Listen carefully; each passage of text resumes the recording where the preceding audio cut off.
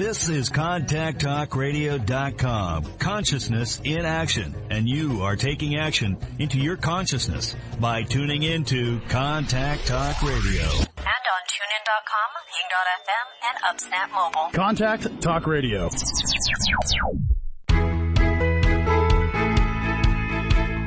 Welcome to Life Mastery with Todd Allen, the talk radio show that dives into the science of higher consciousness. Join Todd and his guests weekly at 10 a.m. Pacific Time and learn how to live a peaceful life with intentional mastery. Enjoy a survey of inspiring topics such as abundance, intention, health, manifestation, love, and transformation. It's all right here. Leading authors, speakers, coaches, entrepreneurs with stories and messages to support your well-being, let alone your most evocative dreams.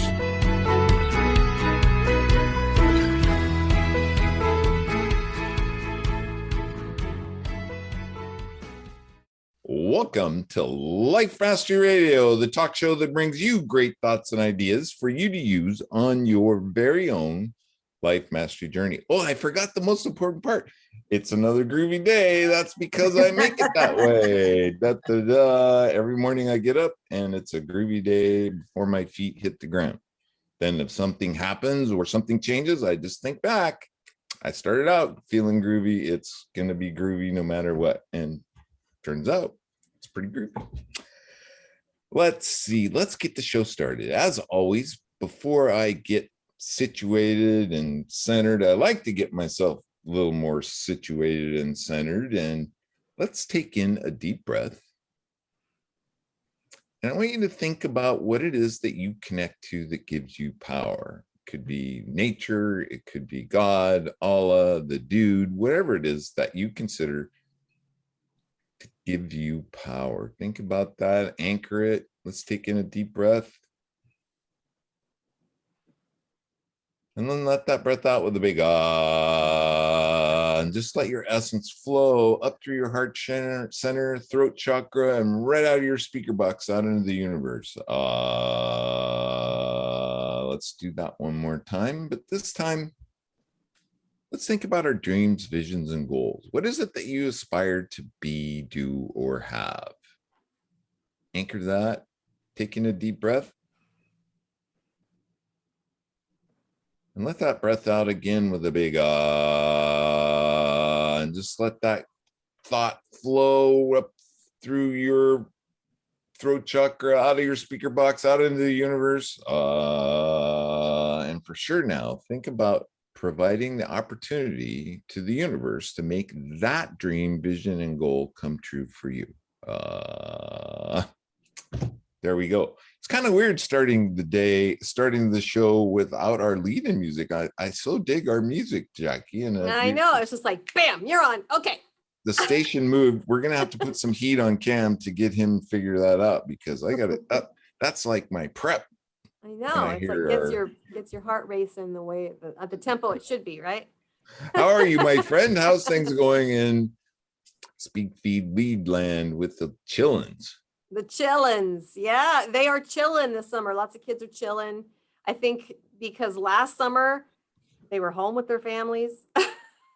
This summer they're out with their families. Out. History. I'm out of here. They're out and they are doing fun things, and that's great. And I encourage that. We are getting ready because some school districts are heading back in August to school, and hopefully we'll get those kiddos back in actual classrooms and start learning and socializing again as they need to. So we've got classes lined up and ready for enrollment for the fall. And and we're excited because we get to see some of our students coming back after a little bit of a break. And, you know, we've got students from all over the world now that are part of our membership. And so it's great to be able to bring these kids together. They're kind of forming pen pal like relationships in our classes, which is a nice byproduct. We didn't plan on that necessarily, but now we've got, remember pen pals? Oh, maybe people don't remember what pen pals are. Where you'd actually find somebody, maybe you'd meet somebody at summer camp or whatever, and then you'd promise that you're going to write letters every week. And some cases you do. In most cases, if you're like me, then you kind of get out of the habit quickly. And maybe we should come lose up those with friendships. a reframe of pen pals. What could we say that would be a little more hip, a little more today, a little more now? I don't know. I think Facebook's doing a pretty good job taking place with pen That's pals. Facebook. There you go. That's Yeah. it. I mean, it's like that's how my high school plans all the reunions now. Is they just, they have a Facebook group for our year of graduation, and they just, get everybody together and let everybody know when our next reunion is. So it works. Anyhow. And that was your 20th, Nice right? That My was your 20th? No. I was going to go 10. I was going to think give I'm her a working on much my bigger 40th break. now. Oh, I want to Yeah. remind our listeners that today's show page is at www.lifemasteryradio.net or .com. You can go there, and any links that we talk about, our guest today's link is right there, and you can go and check out her website. She has a pretty cool course that she is running, and you can check that out because we're going to give you some great information today on the show. While you're on the website, you can sign up for the newsletter. Jackie creates a newsletter every week, and it highlights who's been on the show and who's coming on the show, and a blog post by Jackie about who was on the show and what we talked about. So it's a way to stay up to date with all things life mastery. Jackie's book is there. My book is there. Follow the links, get them, read them, love them, and leave us some feedback, what you think about them. It's pretty cool. I enjoyed writing my book, although it was quite a process. And I know Jackie did too. Jackie wrote her book, and then I thought, if she can do that, I could do that. So I had to do that. So The truth is, how- anybody can do it, and everybody That's true. should do it. Everybody should So get their message. we'll out. put a little plug in for my girlfriend, Coach Debbie. If you have a book in you, and just like Jackie said, everybody has a book in them, check out Coach Debbie. You can find her link on my Facebook page, and she will help get that book that's in you Yay, out of Coach you Debbie. so you can share it. So check that out. What else are we missing? Sign up for the newsletter, buy our books, check out our books. And that's it. Take it away, Jackie. You Yes, I am delighted to welcome Konni with a K. If any of you are wondering what KWAK is on her video name, it's Konni with a K. And Konni Harrison is her given name. And she is multi-talented. She has over 30 years experience in investor relations, donor relations, and individual financial education. I need all of those. Konni started owning successful businesses as a teenager. Wow. And she's earned a degree in marketing and finance. So this woman is the money woman you want to talk to. Konni also offers a course that you could be a part of called Anxiety to Action: How to Start the Estate Planning Conversation with Your Family. Sometimes can be quite awkward. She provides a 3-step process to give you the tools to set that stage for a positive interaction with your family. Konni also is a great person. On the side of all of that, she has a dog named Dakota, and they are a nationally registered Pet Partners Animal Therapy team. Their job mainly is to make people smile, which is sweet. And she also does a lot of philanthropic work with nonprofits, and she's actually an ambassador for the Thoroughbred Retirement Foundation. And Konni gives 10% of what she makes on those courses to a nonprofit of her choice, and the Thoroughbred Retirement Foundation happens to be one of those. Wow. So we have a lot that we can talk with Konni about today, and let's just get that started. So hello, Konni. Konni with a K. Hello. Thank you for having me. Is this what we do? Is this part of the starting process? Yeah, sort of. Oh, it's sort of our online applause. It's a Why don't you just toast. clap? It's a Toastmaster thing, because if you when get clap, everybody you cancel clapping, each other out. Yeah, you can't hear it. It gets canceled out. So this way we get to visually give you some props. it's actually, I think it's ASL for applause. It right? is. It is. That's how deaf people applaud. Yeah. So Okay. All right. Anyway, Yeah. Okay. so all right. welcome aboard the crazy train of Life Mastery Radio. Thank you. Thank you I- for having me. How That's fun. right.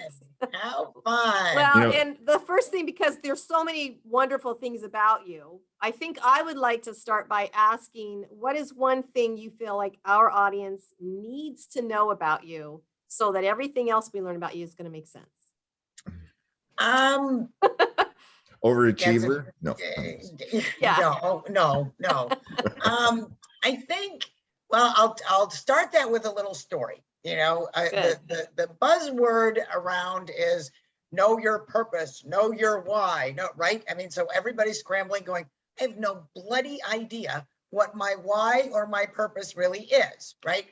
So I've got it down, right? I studied, I looked at my history, you know, all of these things, and I had it down. And it was, you know, about educating people and this and that. And then I went to another event because, of course, events are all the rage as well, right? So I go to another event and they say, oh, no, that's not your purpose. And I'm going, oh, good Lord. Okay, let's start over because I'm going to get this down, right? So it has to be just 1 words. And I'm going, okay. So as I looked at my history, as I looked at my personality, and I looked at all of the people that I have come in contact with, I have been told that one of my gifts is to make things simple. Anything financially oriented in, you know, in the investment space, in the financial space, even in the real estate space on occasion, my gift is to keep things very simple. I said, okay, well, that's one, you know, my purpose. I make things simple for people. And so, well, what else do you do? Well, I love to connect people. I am sending people introductions and solving problems in that regard. I love it. And I love when that spark happens between the two people that you introduced. So, okay. So I connect, I provide connections. Okay. That's 2. And I'm thinking, I need a third. And I thought, well, what is something that I want that matters to me in my heart? And that's security. So security can come about in many different forms. So my purpose, after having a completely different purpose for months, is to provide connections, simplicity, and security in your life. So That's very cool. I think, you know, I like it. It seems to be working, but that's when you get to my core, that is what I'm all about, whether it's connecting people. You know what, Konni? I think all 3 of us were cut from the same rug. And you all have the same purpose. I don't have my very own purpose. I don't like that. Pretty I want my own similar. purpose. I wouldn't say it's the same, but it's very similar. Very, very similar. So Well, And no the nice wonder thing is that we're even all if here it- today. Even if our purpose was all the same, we do it differently, right? Because we Yes. bring our own talents and skills to the table. So we Right. can have the same purpose, but we achieve that purpose differently. we use different vehicles. I heard that. And I Absolutely. thought, that'll work for me. I'm using That's different right. vehicles to, you know, to bring my purpose to others. So, and I care, you know, you can't fake that ever. So, Right. You know, so Dakota So did and you I will come take from it. entrepreneurial parents that encouraged you to be an entrepreneur in your teenage years? Well, I had a snow plowing company when I turned 16. So, and my father, Wow. right, So, right. Some teenagers are just happy to drive a beat up old car, but you Yeah. but So- you're driving a snowplow. That's amazing. So my father, it was a trader down on the options exchange for 100 years. And they used to have goofy raffles and things like that. Well, he won a bright yellow Jeep CJ5. Okay. And what is he going to do with this thing? Well, I was 15 at the time. So he, of course, brings this home, and he's not going to just give me the car, right? That's not what he wants to do. Now, my friends may think very differently back then, but that's a different story altogether. So he brings this car home and he says, okay, we need to do something with it. And I'm going, we're taking the top down and we're driving around. What do you mean we got to do something with it? So we bought a plow, a bright yellow plow on the front of this bright yellow Jeep. and it had, my father was a pretty good artist. So he painted a penguin, which was his favorite animal, a penguin with a snow shovel and a big pile of snow. And it said K&C plowing for Konni and Clyde. So in the mornings before I would go to school, I would be, the black lab was in the passenger seat, doors were off the Jeep, and off I go and plow a lot of the neighbors' driveways. And I grew up in a very tight-knit subdivision. So, I just went around and plowed everybody out and went through 46 clutches and, had to figure out how to, oh yeah, but it was fun, and everybody loved to see that bright yellow Jeep coming down the road when they couldn't get out. So it was fun. So that was my first. Very cool story. My gosh, So how much did you get paid for doing that? Oh, probably $5 a driveway. Yeah. I mean, it was, granted, maybe your 20-year high school reunion, I'm a little further down the line than 20, so we're going back a decade or three-ish, but it was great. I loved it. Had an absolute ball. So that's where you caught the entrepreneurial bug, and it just stayed with you. I think for me, it was junior achievement where I caught that bug, as a young adult. And oh my gosh, that just set me up for the rest of my life. Right. Absolutely. Yeah, that's how it starts. So then how did you get into finance? Well, obviously your dad was a trader, and so then you moved on to trading. Is that the story? Well, I was, after the plowing company, while in college, I met my husband, and we got married, and I wanted my own hunter jumper barn. I was very big into the horse shows when I was younger. So I had my own facility in a town called Barrington Hills here. And when my mother passed away, she was very young, very unexpectedly.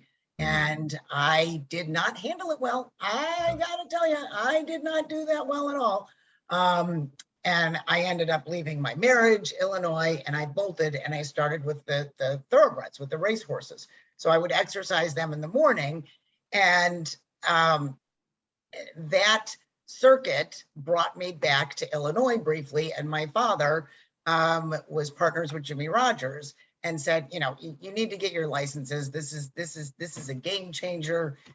So in 1999, I got my Series 7 and my Series 63. And I went around to, brokerage firms and custodians and people and sold them on this new concept, because back then you couldn't buy oil unless you traded it on the futures exchanges, right, or cotton or any of that. So we were bringing a new asset class into the fold, and we had a ball, an absolute ball. And I was still I told them, I said, I am not staying in one place. I said, I am following the thoroughbreds all over the country, and I'm galloping in the morning, and I'll do investments in the afternoon. So I did that for a very long time. That's how I got into the financial space. You talked about losing your mother, and that was the worst thing I've ever experienced, was losing my dad. And but maybe we should move on to that discussion. There was no plan. Right. There was no plan, and then the fisticuffs came out with all the siblings, and I just walked away. I just, I didn't need it. But this is a big deal. And, Jackie opened up the show talking about having that conversation with your family. But Konni, don't you first have to have that conversation with yourself? Well, I love how you said that, because you don't have access to the course, right? So you haven't even seen it. But the very first thing that I talk about is we're going back to the very beginning, your why. Why do you want to have this conversation with your family? And it goes through all kinds of exercises in that first step of that 3-step process to get to the core of why you want to do this. And then, being the leader, since you are starting the conversation, how do you lead, and what does a leader mean? And a leader is not, a leader is not somebody that goes, follow me, right? That's not what it's about. It's taking care of the people that you care about. That's what being a leader is. You can be a leader in a multitude of scenarios with that mindset, and with your family, it's but you gotta figure out, and you gotta, even if it's as simple as, well, mom's getting ready to go into an assisted living, and we don't know how, she's starting to have some dementia issues. We need to get together as a family and, at least have the conversation. And there's a multitude of reasons why people start that conversation. So Well, I just hope you guide through that. That's so let's figure out the timing. That scenario you just described might be a little too late, or getting borderline too late. When is the time? I mean, we have so many years on this planet. When is that time that you need to start thinking about this? Most people, okay, that I have found, start that conversation with a trigger. So a friend's sister passed away, a friend's parent passed away, and then they're start going, oh God, we got to do a mild something. stroke. A mild stroke might strike. Right. Absolutely. I had one of those. Facing your own mortality. Yeah. Right. There could be a multitude of reasons, but, I found that there's usually a trigger, because people tend to, again, from what I've found, people tend to think that they can do it later and later and later, because nobody wants to have that conversation. Nobody wants to talk about something happening to mom and dad. Nobody wants to talk about something happening to them. They just don't want to do it. So they put it off and put it off, and then something happens, and then everybody's scrambling, right? So that's the time to do it is before you actually need a power of attorney in place, so somebody else is running the show. Heck, my kids are already fighting over my house, and I'm not even gone yet. Well, it's crazy. It's crazy, and it's so disheartening, because most people, and I put this course up because being the first person to lose a parent, whenever anybody else would lose somebody that they loved, they all came to me and said, how in the world do you get through this? I mean, not just from the emotional and the mental, and, how do you navigate that business process? So, so I was the go-to person. And of course I would help them in every way I can. And then I started thinking about it, and I'm on Tony Robbins' mastermind platform. That's where the course is currently housed. And I said, well, what if I can help people not go through the heartbreak and the infighting and the backstabbing? So I put the course up, to try and get people to, and they can take it anonymously. You just take the course at your own time. But, seeing as how my forte tended to be, talk to me, let's walk through it.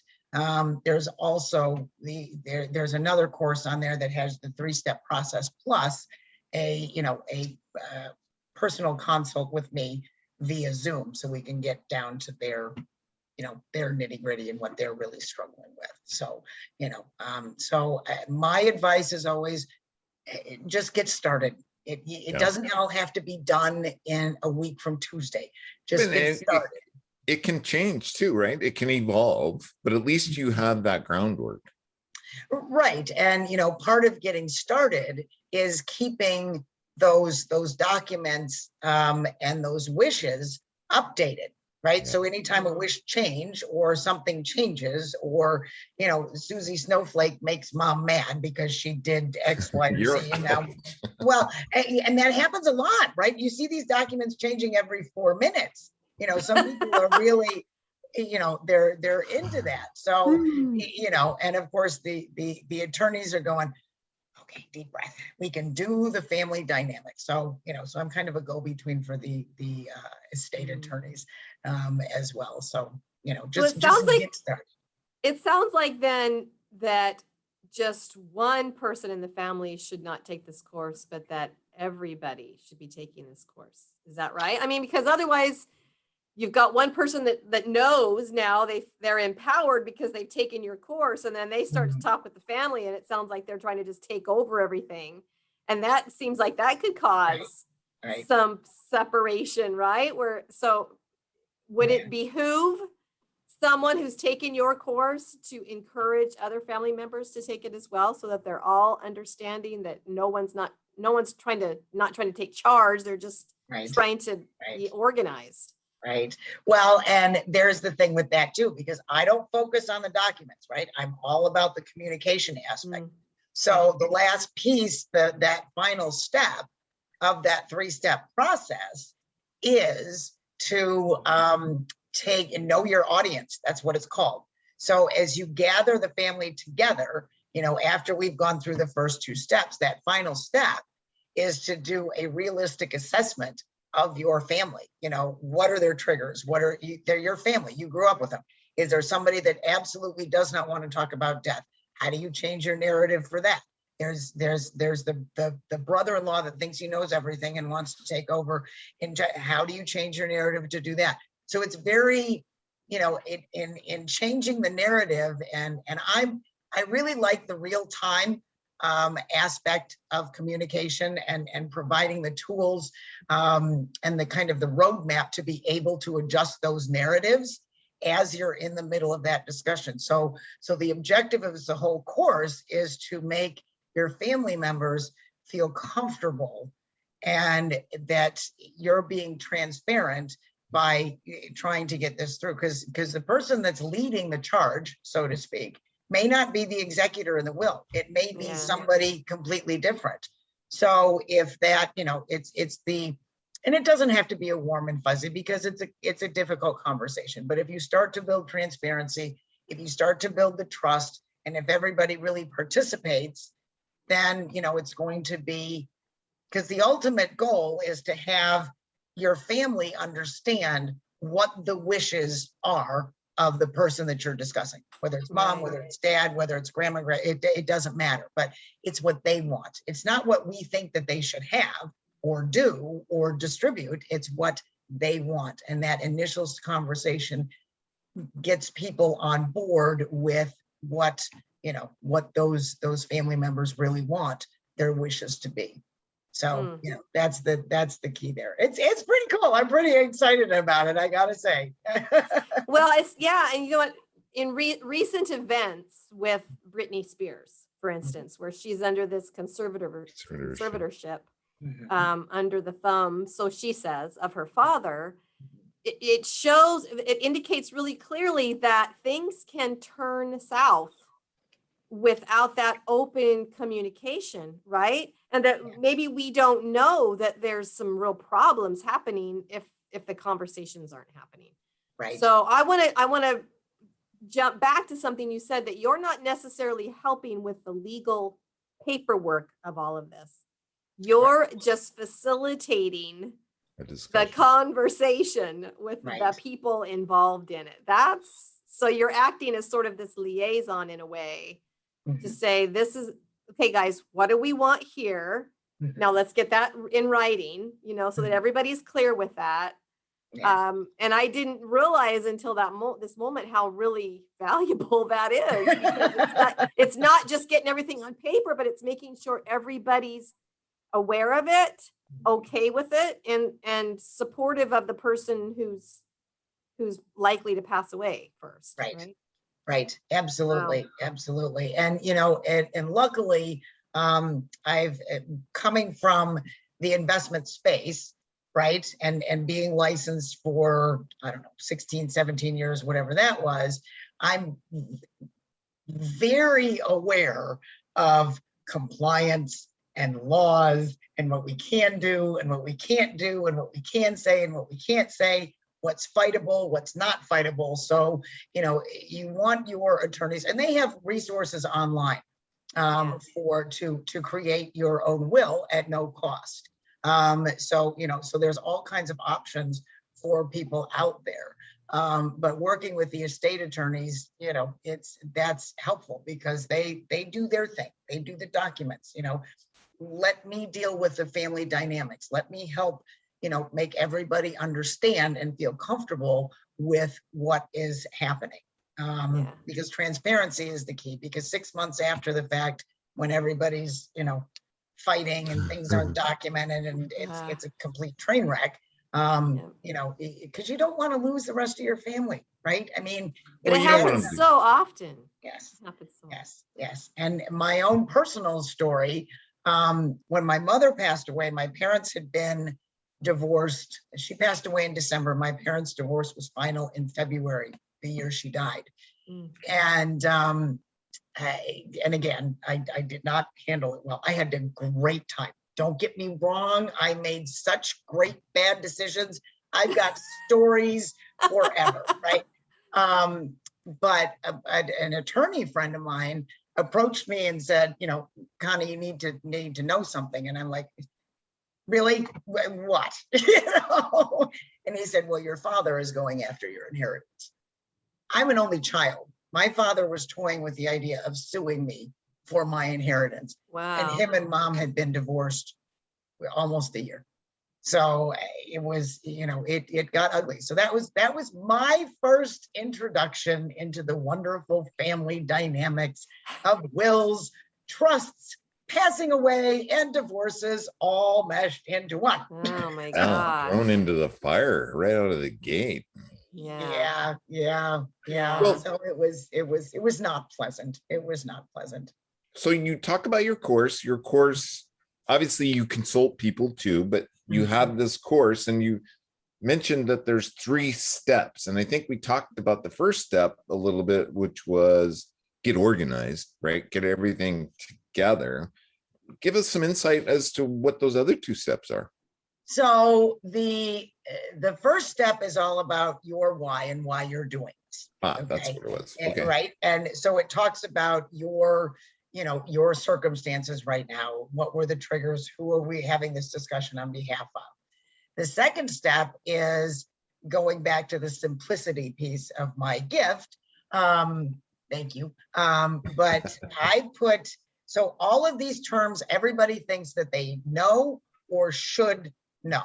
So they don't look up, the durable power of attorney and what's the difference between a durable power of attorney and a healthcare proxy, and what does probate mean, and all of these things. Okay, so the first part of that is your knowledge base. So so I put pages of these terms in a way that actually makes sense, and you can understand them, and you can explain them back, because it's very layman's terms and it's short. We don't go 3 paragraphs on what a will means. That's not going to help anybody. Which is how I've done my career when I've been talking to as people's financial advocates. And then we do the status check. Where are we at? To your point, Todd, where are we starting? What needs to be addressed, what doesn't need to be addressed, that kind of thing.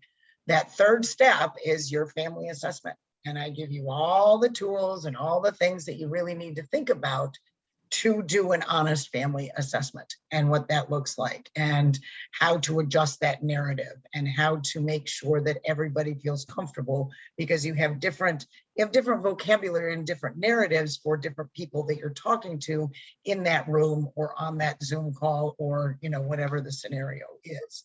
Because you don't want to talk to somebody that doesn't want to deal with this at all, the same way that you talk to somebody who's all in, let's do this, then you've got your fixer person, right?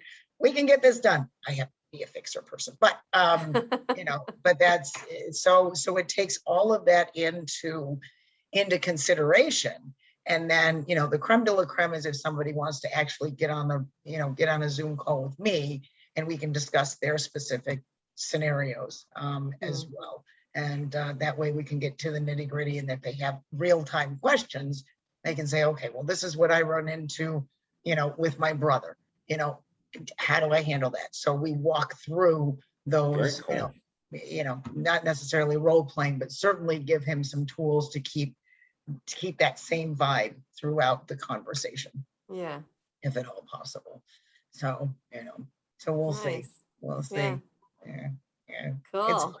It's So fun. what is the psychology then behind the troubles that do emerge from a death in the family? I mean, because if you work with individuals and families, maybe you've discovered some reason that when a family member dies, everybody's just like, oh, that's mine, or I deserve this, or he or she wanted me to have this. Why does that begin? What is the competition aspect of that mindset that clicks in or that triggers, like you say? Yeah.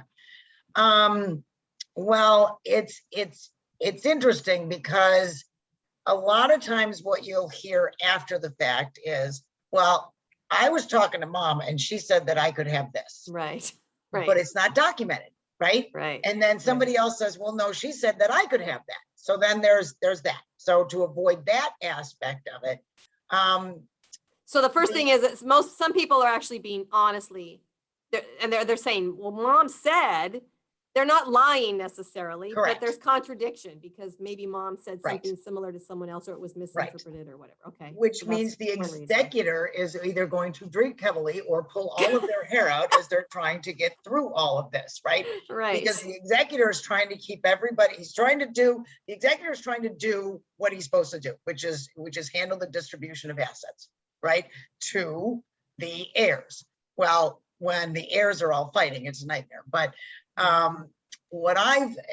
the other thing that I found is people don't know what to do, right? When they lose somebody that they really love, it's all of a sudden their foundation is rocked, their world has changed, their sense of normalcy has changed.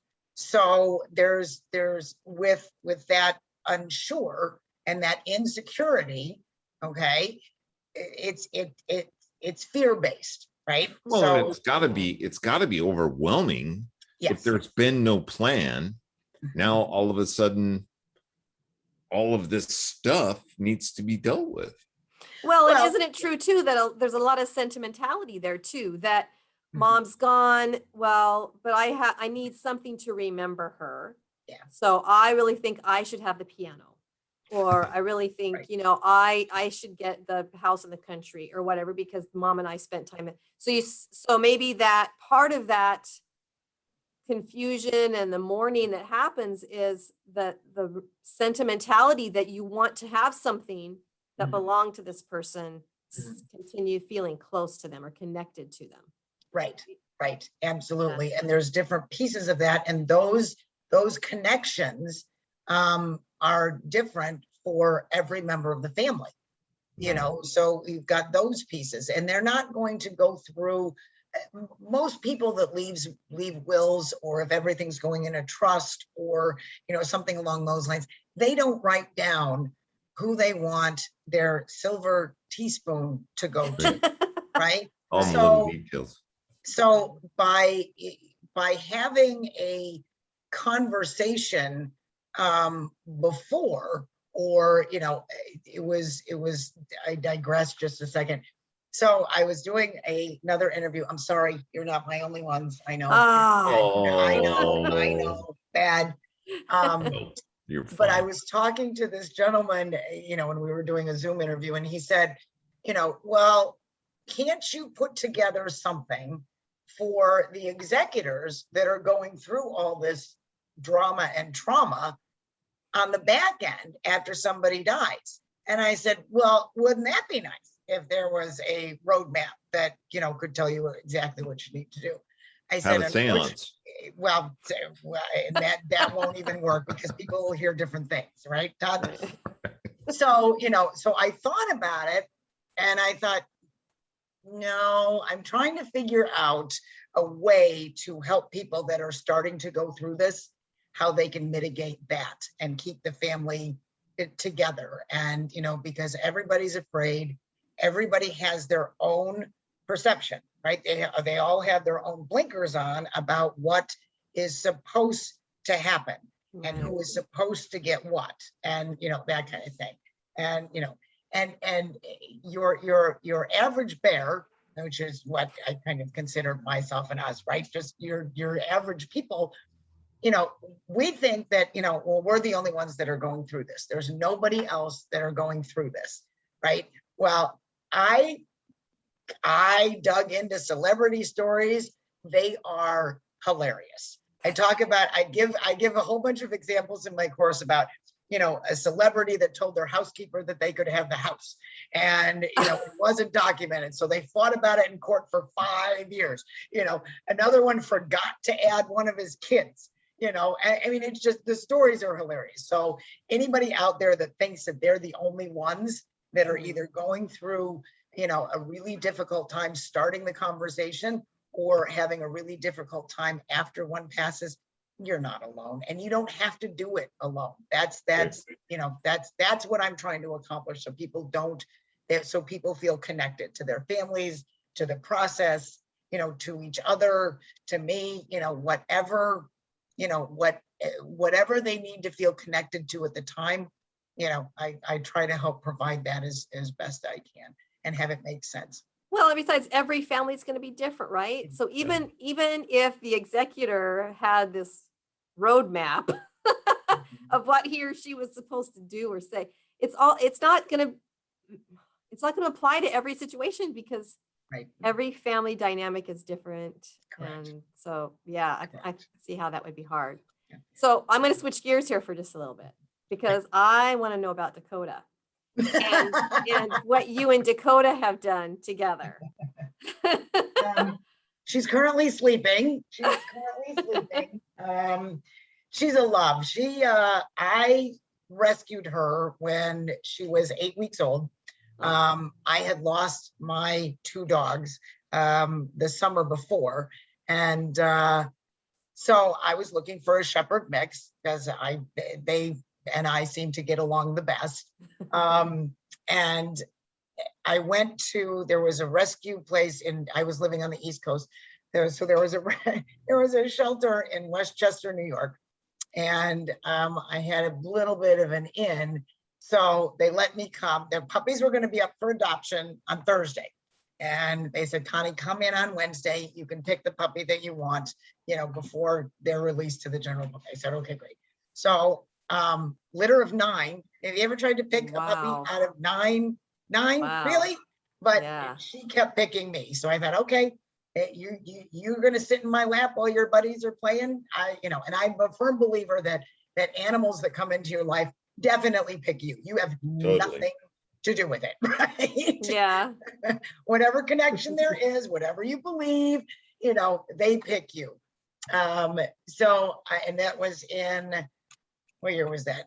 January of 2018. Well, I was recruited by a firm in Chicago to move back to this area. So, okay, I've got a job. I'm moving back to Chicago. I'm going home. So she was probably 6 months old at the time. And I thought, well, I'm driving all the way across 90. I'm going to go to Niagara Falls. I've never seen Niagara Falls, right? So off I go. I get lost. Everybody who knows me knows that I get lost in a paper bag. I can go coast to coast, but don't put me in a town. Otherwise, I'm going to call you every 5 minutes and say, well, now I'm by a big boat. Exactly. But we stopped at Niagara Falls, and she was young. I mean, she was 6 months old. She didn't bat an eye. I mean, there's tons of noise. There's hundreds of people. There's, there's trains and boats and radios and announcements. And she just kind of was going, all right, well, whatever. The only thing she got upset about was she went to puppy play bounce at a goose, and the Canadian goose didn't move. And she thought, and ran right behind me. But that's the only thing. Now, before we're getting ready to get back onto the road, I have to go to the bathroom, right? I'm not getting back on 90 without, stop. So I'm like, well, I'm not going to leave her in the car, because I don't, just not going to happen, right? Stubborn. So there's this huge gift shop that's like 3 floors and all of the touristy stuff. Well, I just march her right into the gift shop and right straight back to the bathrooms. And she could have cared less, She didn't get scared. She didn't look at anything. So we get into the bathroom. There's, of course, a line around the corner. And the only thing she wouldn't do was go into one of the little single stalls. So I had to wait for the handicap stall so she could fit in there with me. But I was thinking after I got back in the car, there's something fairly special about a 6-month-old puppy that gets completely uprooted, and there's got to be, Yeah. right. So Yeah. a friend of mine, her daughter was going to college, and she worked with service dogs. So service dogs are the dogs that help, the blind people and the handicapped people and people in wheelchairs. So she started working with Dakota in probably the fall of 2018, and she goes, she's doing everything. So she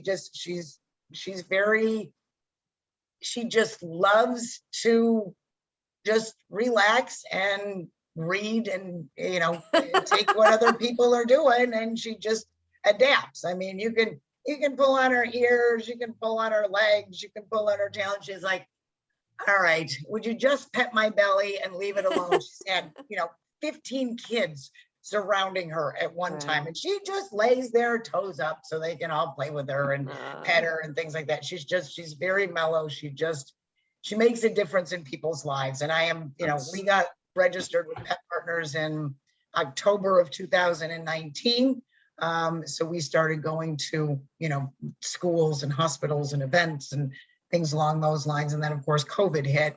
And so that was fairly inconvenient, but we started volunteering. I volunteer with Soul Harbor Ranch locally here in Barrington, Illinois. And the kids wanted to see her. So I've got Zoom on my phone, and I'm trying to chase the dog around the house, who has no idea why I'm following her with a phone. So, I mean, she's funny. And then, after the third week of doing this, we did it every Wednesday, I think. She'd be sleeping, and the kids would go, "Can you please wake Dakota up?" And I'm going, Kids will be kids. They're the only. Absolutely. So, so she's a pretty special egg. I'm very fortunate to have her and to be able to go and make so many people just feel better about the situation they're in, whether it's, a kid that's afraid of dogs and all of a sudden she's wrapped around Dakota, to, somebody in a hospital bed that doesn't know if they'll ever walk again. It makes a huge difference. It matters. She makes a huge difference. I'm very, very fortunate. So thank you for asking. Thank you. Well, I think, Jackie, we had a guest on that did the same thing, only with vets. And am I remembering it correctly? With what? With veterans? Yeah. Oh yeah. And he claimed it was making a huge difference, especially with the suicide rate. Yeah, it was specifically to help vets to choose not to commit suicide. So it was vets that were depressed and things like that. Animals have a way of communicating with people on a level that, it's totally unknown. It's a mystery, but it is a real deal. It is a real deal. And we have, I got our special accreditations to work with veterans. And we also just got our accreditation to work with crisis response. So we did our first crisis response with, a couple of college kids died in a car accident. So, that's part of the crisis response, is to go and be around those people. And that's such great work, Connie. That's really cool. Yeah, a friend of mine who does something similar. She actually went to Florida after the collapse of the apartment or the condo. Oh, wow. And just not to necessarily sniff out survivors, but just to be there to comfort people, family members that were still waiting to hear, and that kind of thing. And it's dogs are just so amazing, aren't they? They are here for very special purposes. Absolutely. And for you to find one that has very special skills that can do even more than the average wonderful dog can do is pretty cool. You're absolutely right. The dog picked you because you had a mission, and she needed help from you fulfilling her purpose, right? Absolutely. Okay, God, we only have about 5 minutes left. It's been such a joy to have you. I know it goes so fast, doesn't it? But Jackie got to change the subject a little bit, so I'm gonna flip a switch. As an amateur trader, and I know you like to keep it simple. Give us some of your 1-2 best advice. Keep it simple for those that are trading out there. Pretty crazy times right now. So they're day trading. Is that what they're doing? Is that the? Yeah, we're just playing around. You know, more and more people, especially the younger groups, are getting involved with Robinhood and, you know, trying to cash in on Bitcoin and make that killing that they read about and hear about. But what is the reality of that? I guess that would be a good way to put it. If you're not comfortable with what you're investing in, don't do it. Right. Just period. It doesn't matter, because all of the research in the world that you do, you're going to find, oh, stay away from it. And then you're going to find, oh, it's the latest and greatest. So if you're not comfortable and have your own set of ideas and kind of parameters and goals with a given investment, you know, crypto is a perfect example. People either love crypto or they hate it. You know, and so if you're comfortable with it, then by all means, do your research, do your homework, go for it. If you're not comfortable with crypto, do not let Fred down the street tell you that you have to get involved in crypto, because because that fear in your belly, you know, and this suitability, of course, is the big thing, but that fear in your belly is not going to be, even if you double your money in a week and a half, it's not going to be worth the anxiety. It's just not. Yeah, it can be a crazy ride sometimes. It absolutely can be. And if, you know, and if you're talking about investments that are outside of the box, you know, and, you know, you're talking about getting involved in, I don't know, and the latest and greatest commercial real estate. Well, that's fine, but listen more than you talk. And if the people that are trying to sell you on a new idea or a joint venture, if they're not listening to you, thank you very much. Find somebody, find the investment community that will listen to you and align with short-term, quick turnaround, quick buck, long-term. I believe in the project, you know, which is it going to be? You know, is it going to be Microsoft or is it going to be Apple? You know, two very different mindsets back when they first came out. So, you know, I think that people forget about aligning their head, heart with what they're getting into. You know? That's very cool advice. I really like that. Well, my friend, we have about 3 minutes left. Thank you so much for showing up as you today with your words of wisdom and your direction. Is there anything that we missed? Is there one last parting shot you might have for our listeners? My next project, Jackie's going to cringe, but my next project, I had a stroke in 2009. My next project is, which will not start till the fall, so do not email and call me every 3 minutes. But my next project is to teach in real time stroke survivors how to talk to their supporters, their family, because everything changed and there's nothing out there to help anybody talk directly to their supporters. They've got all kinds of information for the survivors. They've got all kinds of information for the caregivers. Nobody wants to bridge that gap. So again, we're talking about family and family staying together, because 85% of the time it's a family member that's helping when a stroke survivor comes home.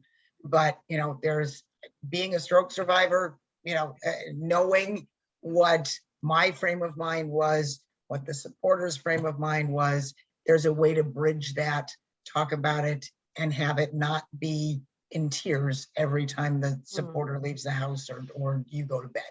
You know, we can definitely a wake-up call. Definitely a wake-up call. Absolutely. Here, think about this. Yeah. Oh, Konni, thanks so much. I hope you'll come back. I think there's a lot more we can talk about. And thank you again. Jackie, any takeaways? Look at that big smile. At least I know you had fun today. Yeah, absolutely. I love Konni. I've talked with Konni a few times and we always have fun together. I would have one last question for you, which is, who needs to take your course? Really quickly, who should take your course? Anybody that has parents that are making a transition, or anybody that has a blended family, That's cool. steps and, that kind of thing. Cause that can be really challenging on the other side. And if you're in the middle of it, reach out to me. Let's see if I can at least help you navigate through that process as well. But tell us your website. What's your website, Konni? We'll get your website listed. Go ahead and tell them what it is right now. KMHunlimited.com. KMHunlimited.com. Go check it out. Yeah, it's fun. All right. Thanks again, Konni. Thanks, Jackie, for showing up. Both of you as you. It was a really cool show. And lastly, tell your friends about the show. Tell a friend. It's not telephone anymore. Tell a friend, and we would love to have them involved in the Life Mastery family. Lastly, check out Konni, and please make it a great day, because it is all about choice. See you next week. Bye-bye for now. Thank you for tuning in to Life Mastery with Todd Allen, the talk radio show that dives into the science of higher consciousness. Join Todd and his guests weekly at 10 a.m. Pacific Time and learn how to live a peaceful life. For more information on Todd and his guests, visit his website at www.lifemasteryradio.net. That's www.lifemasteryradio.net.